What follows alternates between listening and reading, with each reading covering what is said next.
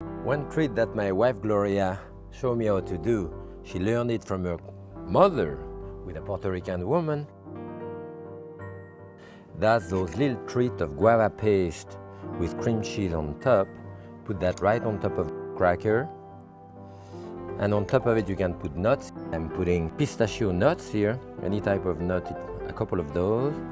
And finally, if you want, you can embed leaves of basil in it. And that's really beautiful, a great treat. Nice for aperitif or for dessert.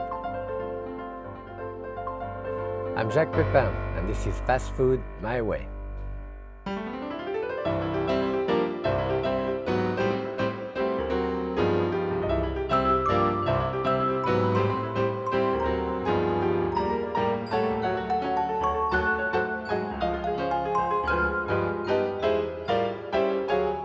Happy cooking!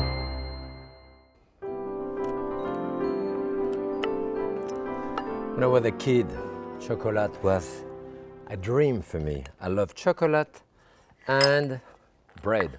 A baguette, piece of chocolate, that's what we had after school.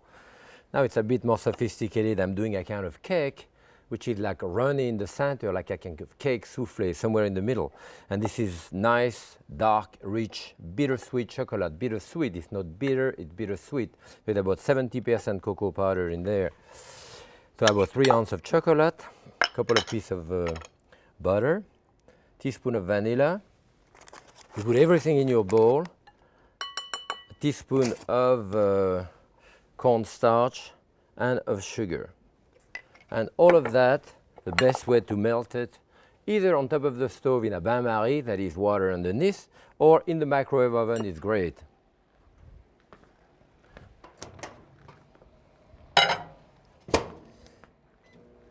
You want to cook that on the microwave oven about a minute, minute and a half, and see how much it's melted.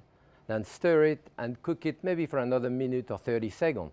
You don't want to cook the whole thing in one shot because it scorches. The chocolate can burn relatively easily in there. Okay, let's see. Still after a minute is basically enough. I have it here. See if I have other pieces. You want them to be totally smooth. I think it's fine. I'm not going to put it back in it. As you can see, the chocolate is totally smooth. I don't have any grain on top of it. That's what you want. So this is an easy recipe. Everything is in there. Now we put eggs. And what I have here, I'm going to put 2 eggs and 2 egg yolk. 1 egg. Again, break your egg on something flat.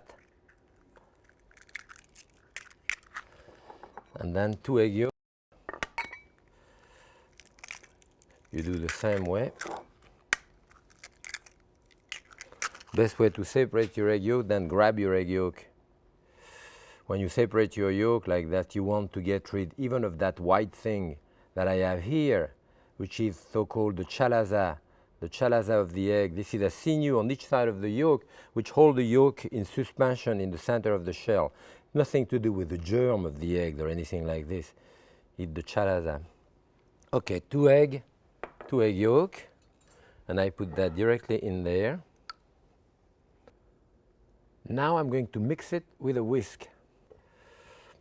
Here, chocolate is always messy, you know, so. And you'll see, it will thicken because of the eggs. It's pretty thick now, as you can see. Now this is my mixture. Takes a second to go. I want to mess up the board too much. And this I'm going to divide into little cup like this. So here we are. Should have enough to really fill up those cups. That's good. And now, what I want to do with this, it's a sauce. The sauce will go with the soufflé when they are finished. And it's a very simple thing done with a good apricot sauce. I love to use jam. And even if there is pieces in it, it's okay. I put a little bit of Armagnac or cognac or something like this. A dash of lemon juice if you want, or a dash of water, depending how acid your jam is. And that's it. You just mix this, and this will be a very nice contrast to the chocolate. So here we use an apricot. Sometimes, you know, you can also use marmalade, orange marmalade. You know, orange, chocolate goes well. Apricot, chocolate goes well. So that goes into the oven, 350 degrees, 7-8 minutes.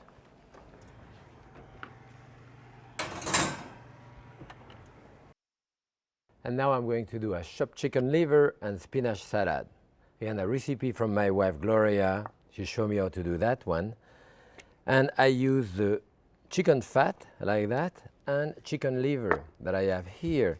You have your chicken liver and you have your fat, and that's basically about the same size. You can also use schmaltz, which is the word in Jewish for chicken fat, render chicken fat that you find in many markets. In France, we're going to use duck schmaltz, that is the fat from the duck. And if you cook a duck, you get like 2-3 cups of fat.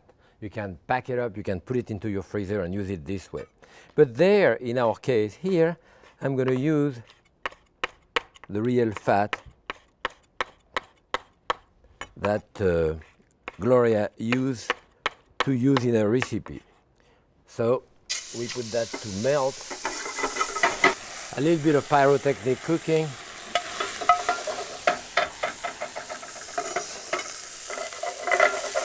That's how the fat melts fast. Okay, here we are. And Gloria told me she learned that when she was a little kid. She lived in New Jersey. Grandma, the Puerto Rican woman. But then Gloria had a friend in school. She was a little Jewish girl. And Gloria used to go after school to that little Jewish girl, and that's how she learned how to like the chicken liver and how to make it. That recipe is great. I have a heart of chicken here, and that goes well with it also. When you do that liver here, there is 2 parts to the liver, so separate both parts, and if there is any sinew in between, you remove that little piece too. Now look at your liver. I don't have it here, but sometimes you may see a greenish tint, and this is the gallbladder which break and run on the liver, and that's very bitter. So if you see that, of course, remove it. So here I have about at least double the amount of liver than the amount of fat. So when this is basically melted, you still have a little bit of the crackling here. We're going to put the liver and the onion. And we put a lot of onion, like 1.5 cups of onion in there. Coarsely cut, you know. And start with this.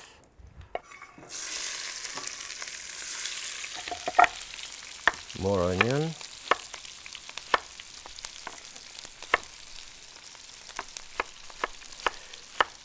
When I work at the Russian tea room in New York, even Russian, we used to do the zakuski, which are the small hors d'oeuvres, so-called in Russian. But we did the chicken liver. It was a classic part of the zakuski. The liver. We want to put salt, pepper in it.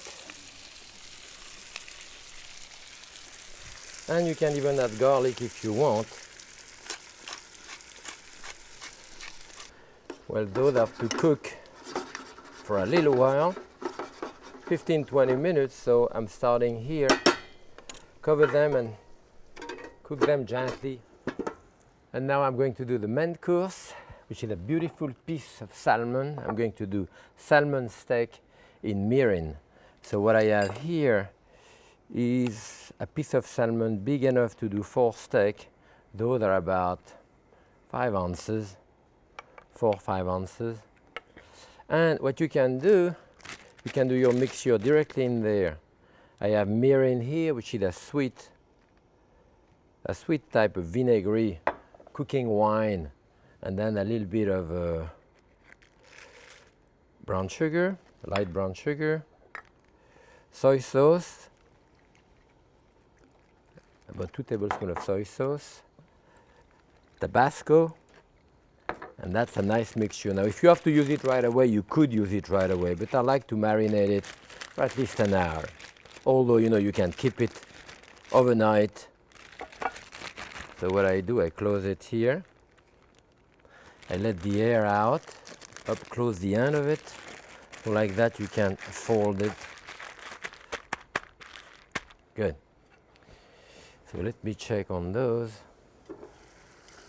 So that are getting there. They still need to be cooked about 10 minutes. I think the chocolate cake are ready now.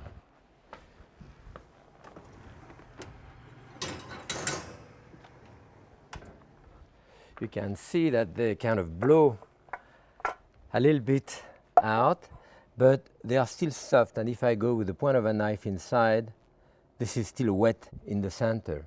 And I want it wet in the center. I don't want it to be set like a cake. So they have to rest about 5–10 minutes before you can unmold them. And now the chicken liver is ready. Okay. So what I want to do first with this is to drain out the fat, you know, a little bit. It makes it easier to chop it. That's it. And I'm going to let it drain a few seconds here before I chop it. And on top of this, we're going to put bread. I do that all the time for leftover bread. I have pieces of bread left over. I put some herbe de Provence on top, a fair amount of pepper, a bit of olive oil, mix it and dry them out into the oven. I serve those directly into a salad, or very often I do breadcrumb with this. I mean a kind of coarse breadcrumb.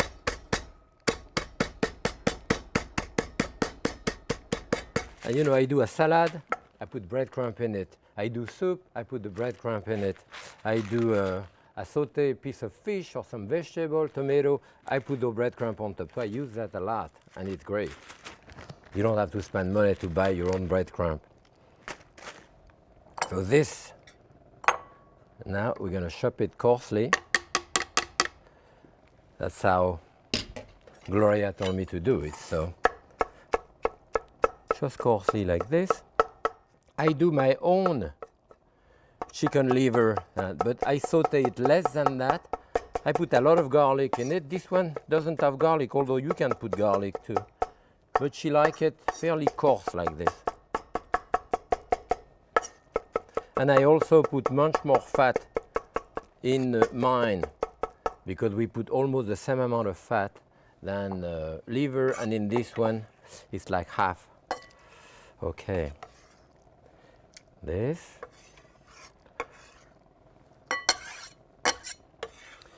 It's a bit messy, but that's it. And into this, we're going to put hard-cooked eggs. You know, this is a classic way of finishing up with the eggs. And again, that little cutter for me is always the best to cut eggs. I cut it in slice, turn it, cut it on the other side, and I have diced egg. This is a nice one, this one. And this way, you can see that those eggs are well cooked. The center of it is perfectly yellow, and there is no green at the edge. That's what's important. And that's when you refresh your eggs the right way. That is, as soon as they are cooked enough, about 8–10 minutes, you put them in ice cold water, and you have to leave it long enough so that the sulfur, which is the green tinge you have around the yolk, feel the cold, and it crosses the egg yolk and dissipate in the water. So often people put them in cold water, but don't leave them long enough. So here is the chicken liver, which will look a little better in a while. That is better in the sense that the fat will get harder, and it won't look as soft as this. Maybe a dash of, and maybe a little more pepper. That's it. So with this, I like to serve that on a salad, and have a beautiful salad here. Those are tiny spinach, and I like the tiny spinach. And you want to dress that at the last moment. I dress it directly in there with good olive oil and vinegar. About 3 times the amount of olive oil for your vinegar. Dash of salt, dash of pepper also. And that's it. We always have a salad at the house to finish the meal or sometimes to start the meal. You know, in Lyon, where I come from, we often start the meal with a salad. But in classic dinner, you usually follow the main course with the salad and cheese. Okay, here we are. A bunch of salad here. You want to put your chicken liver on top, right here. And of course, don't forget the meat pain, the corn chip. This is really nice. Goes with it. And that's it. I think Gloria would be proud of me with my chicken liver. So next, we're going to cook our main course, which is our marinated salmon, which has been marinating here for a while. So I have a large skillet here, and that type of skillet can be used at a grill or directly on top of this. So grab that directly out of this.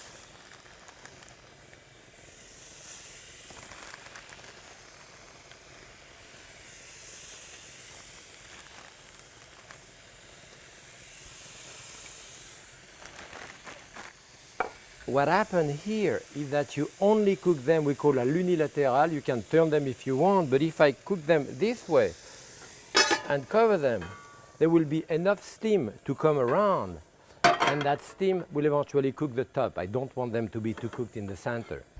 I'm going to do a dressing for that, and we're going to use lemon juice. I can even use some of the zest here. Sometimes you use a vegetable peeler, you know, to cut the top part of the skin and cut them into a very thin julienne like this, and that gives some texture and some taste to the sauce. And I strain the lemon juice right through my finger, and there we put a dash of salt. And those, I have that very dark sesame seed oil. Those are the one that you use in Oriental cooking. The sesame seed are roasted and it's quite strong. So I put maybe a third of it, the third on the olive oil because the other one is too strong by itself. A little bit of Tabasco. I have the lemon juice in it, pepper, and that's it. I can put some sesame seed inside and on top of the fish. And this is it for my sauce. So it's quite easy. That's it. And now let me check on that salmon. As you can see, the salmon is not quite cooked because you can see the center is still raw, but it's not that far away. For another couple of minutes. And what I want to do to serve with the salmon is a great mixture that we do in France of chestnut. And I like to use those roasted chestnuts here. They are actually not roasted, they are boiled chestnuts. Sometimes they call it roasted chestnut. The skin remove and all that. I use them for pastry as well as cooked. And this has been cooked in there with apple and chestnut. And it's quite easy to do. What you do, you dice the apple, put the chopped onion in it, your chicken stock, salt and pepper, all of that in the pot. You boil it with the chestnut, of course. Cover it for about 20 minutes. And then basically, you know, that's cooked. And there is a little bit of liquid left, and you want that into your puree. So what I'm going to do here, to put it directly in the food processor, to do the puree here.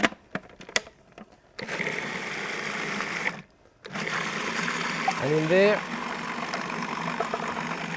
a piece of butter.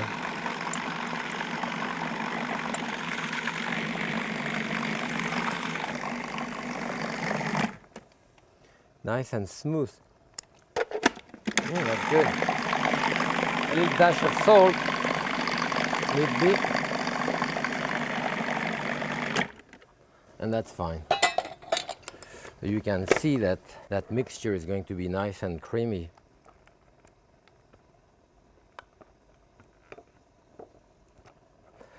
So clean as much as you can. Those chestnuts are expensive. You can see it's quite creamy. Beautiful. This is very classic in France to serve that with game.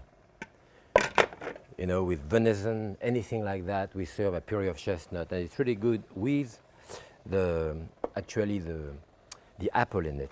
So let me check on my salmon. The salmon is cooked. I can see that. You can see the larger piece is still a bit. We'll turn it. And it will be nicely brown on the other side, especially because of the mirin. There is some sweetener in it, and that will do the trick. So a little bit of the sauce around, even a little bit on top to glaze it. Maybe a few sesame seed. And here we have a beautiful salmon, barely cooked. And now with that salmon, a Pinot Noir, you know, it's a classic combination. Even though it's a red wine with fish, we do it because of the richness of the fish, and a light Pinot Noir with this, you know, a varietal from Burgundy is going to work quite well with it. And it smells wonderful. But now it is time to unmold the dessert. And I have it here. And you can see that those, grab them right out of the pan if you can. And what I do here, see, when you have the paper like this, it will come out pretty well. They are still warm, you know, and it's fine. I like them warm. Serve this way. They should still be slightly wet in the center. So here, and I'm going to do that with the other one.